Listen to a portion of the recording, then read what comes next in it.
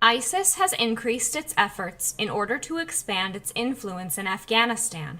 The local ISIS branch is believed to have about 3,000 to 5,000 members, including local Afghans, Pakistanis, and Uzbeks. According to available data, most of terrorists is in the province of Nangarhar. However, cells of the terrorist group operate across the entire country. Over the past few months, ISIS members have carried out a series of terrorist attacks against government targets as well as engaged members of the Taliban in separate clashes and hit-and-run operations.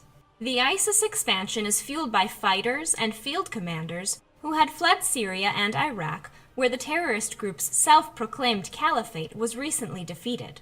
Another factor contributing to the growth of the ISIS influence is a poor humanitarian, economic, and social situation in the country.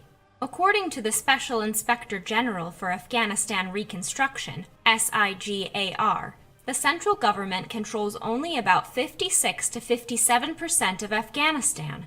About 29% of the country is contested. The rest is mostly controlled by the Taliban. The Taliban is actively combating ISIS. On August 1st, the movement carried out a large-scale operation against the terrorist group in the province of Jowzjan. According to the Taliban news agency Voice of Jihad, 153 ISIS members were killed, and over 100 others were injured in the Taliban operations. 134 terrorists were captured. A day later, the provincial authorities linked to the Kabul government said that 250 ISIS members had surrendered to the government. While these terrorists fled the Taliban operation, the mainstream media had already described this as a major success in the US-backed effort against ISIS. A major part of the Afghan population dislikes intensely the ISIS ideology and its sectarian approaches. However, one of the problems of the Taliban is that the movement has not been able to improve the living conditions of the young population in the areas it controls. ISIS exploits this displeasure to recruit new members in the government-held, contested, and even Taliban-held areas. The Taliban has increased its attacks against the US-backed Kabul government, aiming to strengthen its influence across the country and to gain additional support among the local population, which is in opposition to the US-led bloc and its allies in Kabul.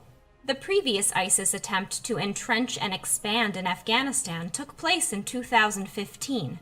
Then, ISIS was exploiting its victories in Syria and Iraq to set up additional branches around the world. In 2018, the ISIS expansion in Afghanistan is based on the recent setbacks in the Middle East. However, this does not make the terrorist group less dangerous. The complicated security situation concerns regional and global powers involved in the conflict.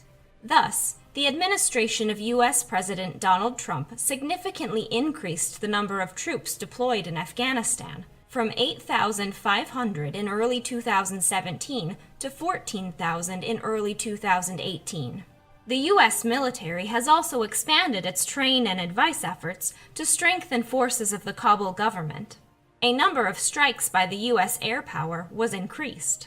At the same time, Washington is attempting to stabilize the situation through negotiations with the Taliban.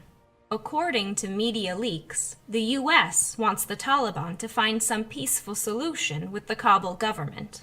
The course of the conflict has shown that the US and US-backed forces are unable to defeat the Taliban insurgency military without deployment of additional US forces and a full occupation of the country.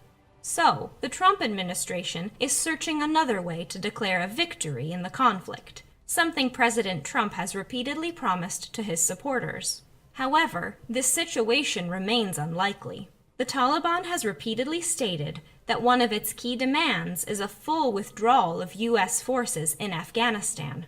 Russia, China, as well as other Afghanistan neighbors, are also concerned with the growing ISIS activity. According to experts, Beijing and Moscow, which play an important role in the region, are interested in stabilization of the situation in Afghanistan that would allow the Kabul government, the US-led forces, or the Taliban to deliver a decisive blow to ISIS.